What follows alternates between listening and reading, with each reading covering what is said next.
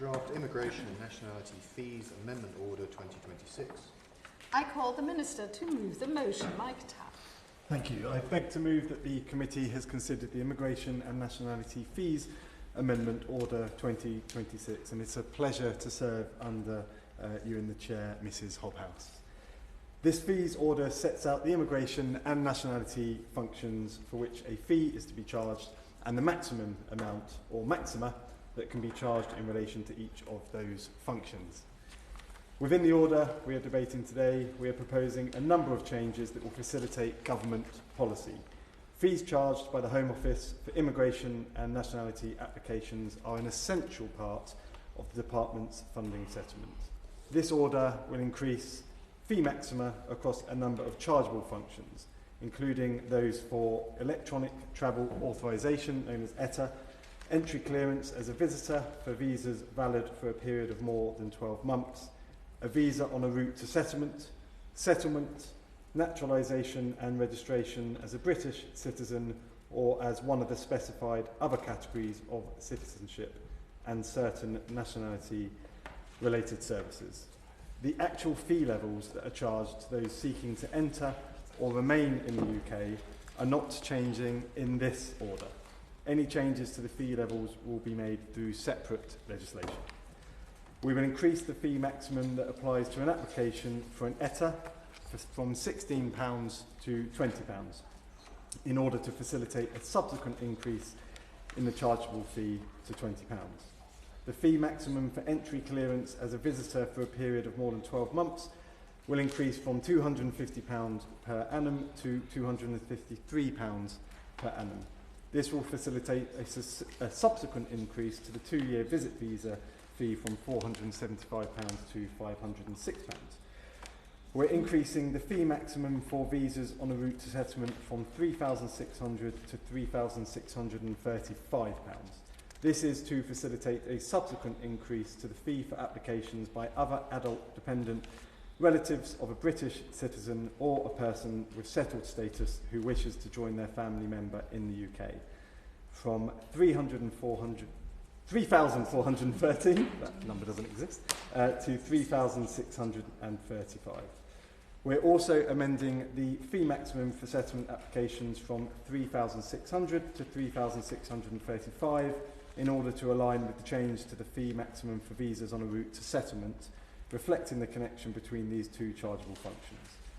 The fee maximum for naturalisation as a British citizen or as a British Overseas Territory citizen and registration as a British citizen or for other nationality statuses will increase from £1,605 to £1,709 and from £1,500 to £1,540 respectively. Subject to parliamentary approval, this will allow us to increase the fees for naturalisation and registration as a British citizen by adult applicants to the new maxima levels. Gareth. Thank you, Minister, for giving way. The explanatory notes suggest that the increase is linked in part to the CPI rate of 3.5% plus a 6.5% tariff on top of that to compensate for other areas. But looking at the figures that are in the statutory instrument, the range on some increases is as low as 1%, in others it is at 25%. Is he able to set out why there's such a variation in the percentile increase and why there's a deviation from the explanatory notes on the 3.5% CPI plus 6.5% to what's actually in the order itself? Thank the honourable member for his question there. I can't set out the exact details right now, but what I can say is this is to ensure that we are recouping the costs of each individual route, and each individual route will have different costs on it, but I can come back to him with further detail breaking that down after the debate. We're increasing the fee maxima for nationality related services by 6.5% to support a subsequent increase to relevant fees to the new maxima level. These changes will facilitate the generation of additional income for the migration and borders system. This will in turn support the broader funding of the system, reducing reliance on the general taxpayer while supporting delivery of this government's priorities. I therefore commend the order to the committee and beg to move. The question is that the committee has considered the draft Immigration and Nationality Fees Amendment Order 2026. I call the Shadow Minister, Alicia Keys. Thank you, Madam Chair, and it is a pleasure to serve under your chairmanship. I'm grateful to the Minister for his remarks. Fees for migration and border products and services play a vital role in our country's ability to run a sustainable immigration system.